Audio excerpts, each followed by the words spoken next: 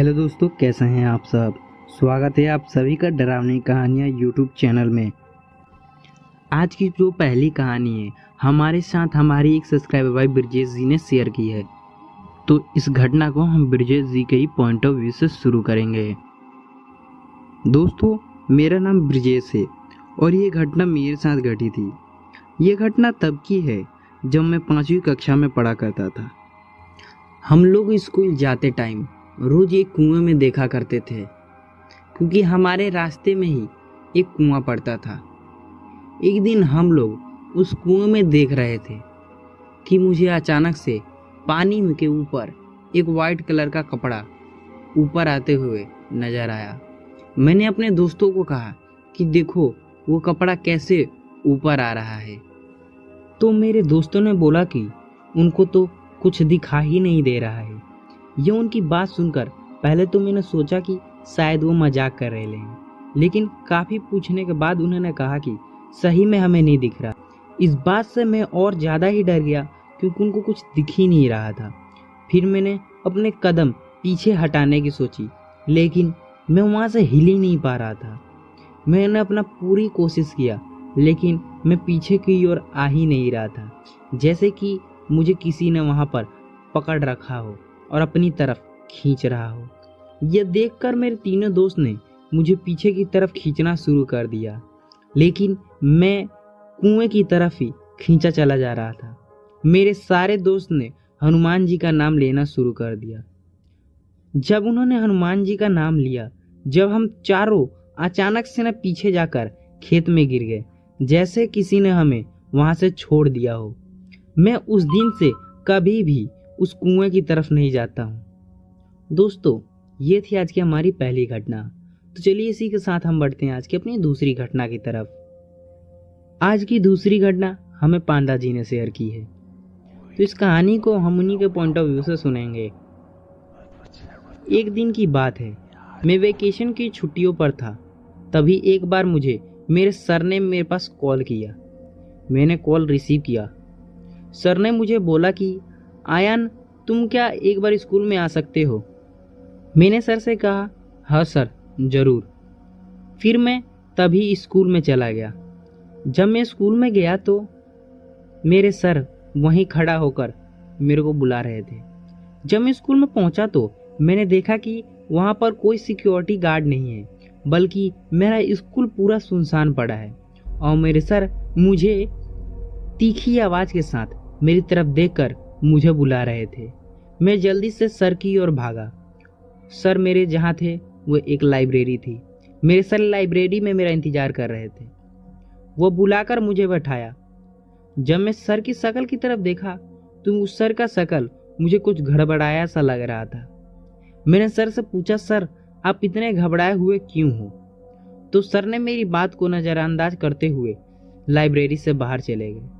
और 2 घंटे तक जब सर नहीं आए तो मैं बहुत ज़्यादा ही घबरा गया और मैं तेज़ी से अपने घर की ओर भाग गया। घर पहुंचने के बाद मैंने सर को फ़ोन किया और सर को फ़ोन करने के बाद बोला कि सर आपने मुझे स्कूल फ़ोन करके बुलाया और फिर आप वहां से चले भी गए और उसके बाद आए भी नहीं। फिर सर ने कहा मैंने तुमको कब बुलाया, मैं तो आज किसी को अभी तक फ़ोन ही नहीं किया है।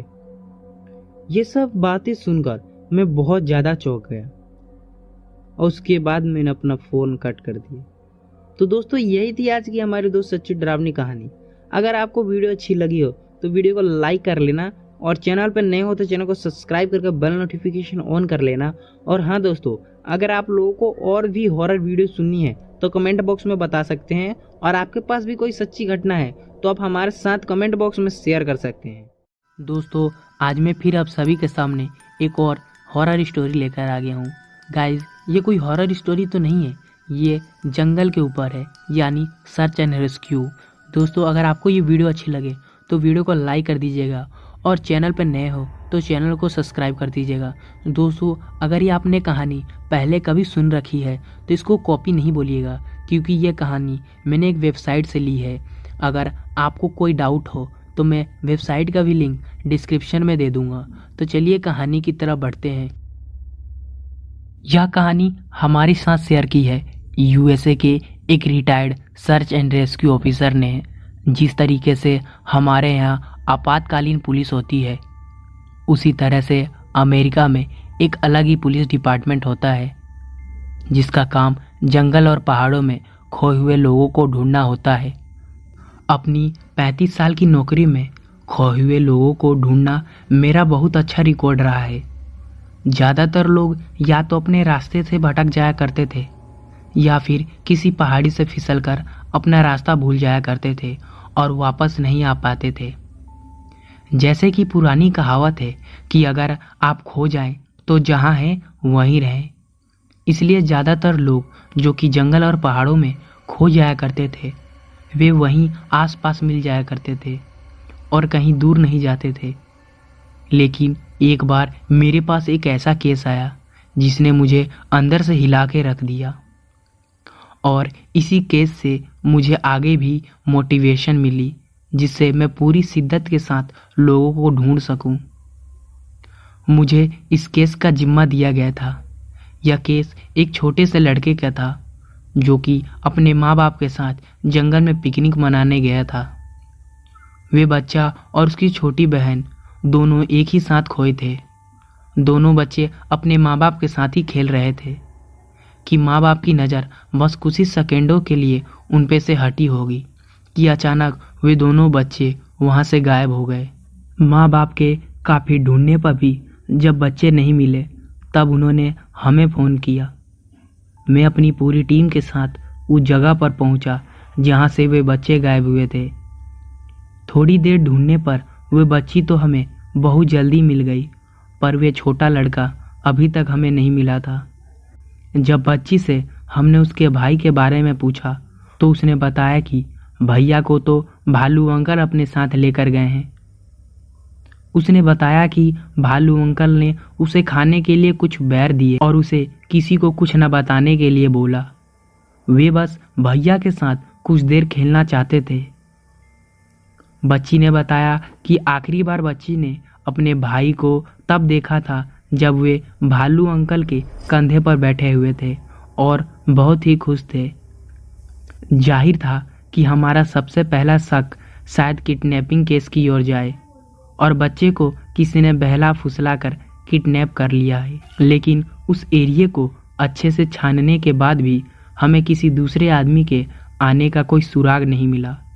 लड़की बार बार यही बता रही थी कि वे भालू अंकल दिखने में बिल्कुल अलग थे। उनका कद बहुत ही लंबा था और उनके शरीर पर बहुत लंबे लंबे बाल थे जैसे कि भालू के होते हैं, और उनका चेहरा बहुत ही अजीब सा था। अजीब सा, बच्ची ने तो हमें यही बताया। हमने उस इलाके को कई हफ्तों तक छाना, लेकिन हमें बच्चे का कोई भी सुराग नहीं मिला। वे मेरी लाइफ के सबसे लंबे चले केस में से एक था। आखिर हमने हार मानकर वो केस को वहीं बंद कर दिया। आज तक मुझे ये पता नहीं चला कि आखिरकार वे बच्चा कहाँ गया और वे भालू अंकल कौन थे। इतने साल की नौकरी में मेरा सबसे लंबा चलने वाला केस वही था। उसके बाद मेरी ज़िंदगी में कई ऐसे केसेस आए जिसका मैंने ठीक से सामना किया और कई ऐसे उलझे केस आए जिनको मैंने आज तक सॉल्व नहीं कर पाया।